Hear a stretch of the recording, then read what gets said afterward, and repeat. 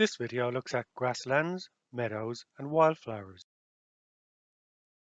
Grasslands are areas of land where the most common plant species are grasses. Today, over half of all the land in Ireland is grassland used for agriculture, and most of this is improved agricultural grassland. This is a type of habitat described in A Guide to Habitats in Ireland. A Guide to Habitats in Ireland is free to download from the Heritage Council, the National Biodiversity Data Centre, and the National Parks and Wildlife Service. In the guide, grasslands are divided into two groups: improved grassland and semi-natural grassland. Pretty much all grassland in Ireland are the result of human activity, but semi-natural grasslands aren't as intensively managed. And this generally means they're richer in plant species and so richer in animal species too. So improved grassland is by far and away the most common grassland type in Ireland. It is of very little value for biodiversity, but for agricultural grassland, it's a very important part of our economy. Semi-natural grassland is much less common now. It is very important from a biodiversity point of view, and it is more likely to be found in less economically productive farmland. So what kind of grasslands can be found in and around the Douglas Tidy Towns area? Let's zoom in a bit closer and look at one of the larger areas of grassland. So this is a playing field, and this is another type of improved grassland, amenity grassland. It's called GA2 amenity grassland improved in the Guide to Habitats. And again, improved grassland is very widespread but of little biodiversity value. However, it is pretty good for playing sports on. And large open areas of grassland and most housing estates would be amenity grassland too. Like some types of improved agricultural grassland, the grass in these amenity grasslands is cut very often. Some amenity grasslands have chemical fertilizers added, while in others, the grass that's cut is left in place and rots down and acts like a fertilizer too. This makes really good conditions for grass, but not for other plants. This photo was taken in the springtime, but already the grass has been cut really short. If it hadn't been cut, it would probably be full of dandelions, which are really important as food for insects like bees coming out of hibernation. Now, the grassland in this photo isn't in Douglas, but the grassland in this short video is. I filmed this in September, but I'd walked past it a lot of times on the way to Doman's Wood in the summer. It had been left grow long all through the summer with a path mown through it. I'm not sure if the grass cuttings had been removed after it had been cut, but I remember there was a lot of colour from the flowers that were growing in the grass. Between the longer grass and the road, there's a strip of grass about a metre or so wide that's being kept much shorter. This means it still looks quite neat, and also there are large areas of grass nearby that are also kept quite short. And of course the longer grass and the flowers in it are really important for biodiversity in the Douglas area. And there are other examples in Douglas of areas of amenity grassland being managed more like a semi-natural grassland. But what's so important about semi-natural grassland? Well, semi-natural grasslands act as a refuge or place to live for a whole range of invertebrate species, as well as bird and mammal species, as well as providing a suitable place to live for many rare and protected plant species. And many semi-natural grasslands have been lost all across Europe in the past 60 years. There are 6 types of grassland in Ireland that are protected under European law, and in 2019 this is how they were doing. So semi-natural grasslands are important because they're important for wildlife, and unfortunately because they're disappearing. Meadows are a type of grassland, and lowland hay meadows are a type of grassland that's protected under European law in Ireland. And these lowland meadows are included in the habitat type dry meadows and grassy verges in A Guide to Habitats in Ireland.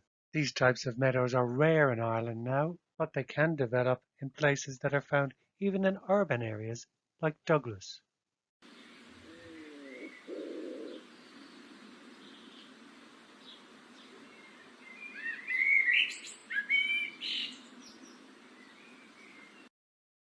In the Tramore Valley Park, there's a large grassland area at the centre, and it seems to be managed in a similar way to the way lowland hay meadows are managed.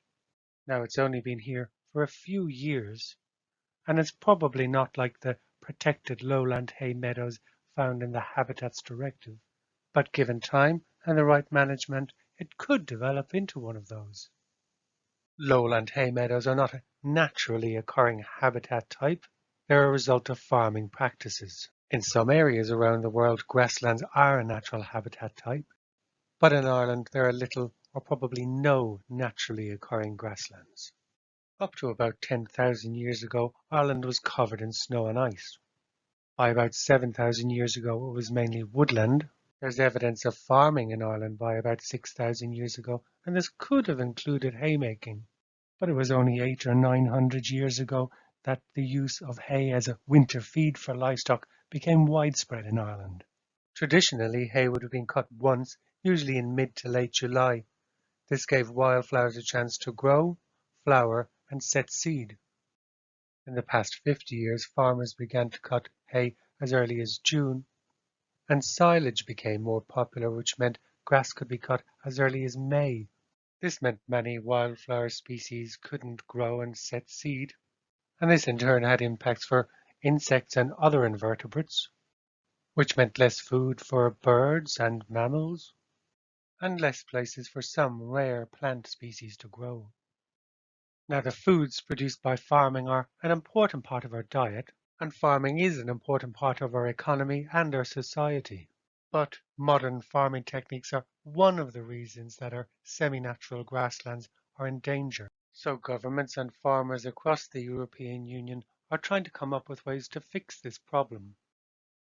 The GLOS scheme is a nationwide farming scheme that aims to increase biodiversity on farms, while programs like the Burren program in parts of Clare and Galway aim to restore and maintain traditional or biodiversity-friendly farming practices in less intensively farmed areas, while projects like the Bride project in parts of East Cork and West Waterford are looking at ways that even in the most intensively farmed areas, actions can be taken to improve biodiversity on farms.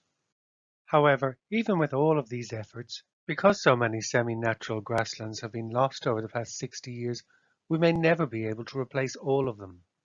That's why it's so important that everybody does as much as they can to make spaces where native grassland plants can grow in semi-natural habitats.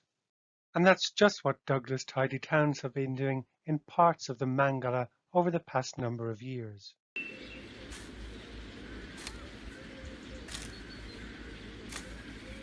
There are over 800 native plant species on the island of Ireland, and of these, a third or more are associated with meadows and other grassland habitats.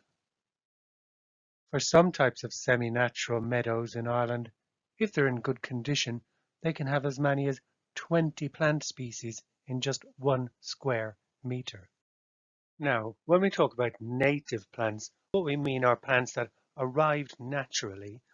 That is, they were not brought in by human activity after ice started to melt about 10,000 years ago, or that actually managed to hang on while most of Ireland was covered in ice. And this is important because some animal species arriving back at the same time would have had relationships with particular plants, such as the orange-tipped butterfly and the cuckoo flower and related plant species. Managing some areas of our parks and other amenity grassland areas as meadow would be a great benefit to native wild plants and wild animal species. Or just cutting grassland areas less often can also help wildlife and provide a splash of colour.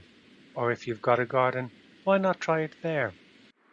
Now, quite often in our gardens and in other places, we might want to plant non-native plant species. There are many non-native plant species that are good for pollinating insects and other insects and that aren't invasive. There's lots of information about these types of plants on the website of the All Ireland Pollinator Plan, pollinators.ie.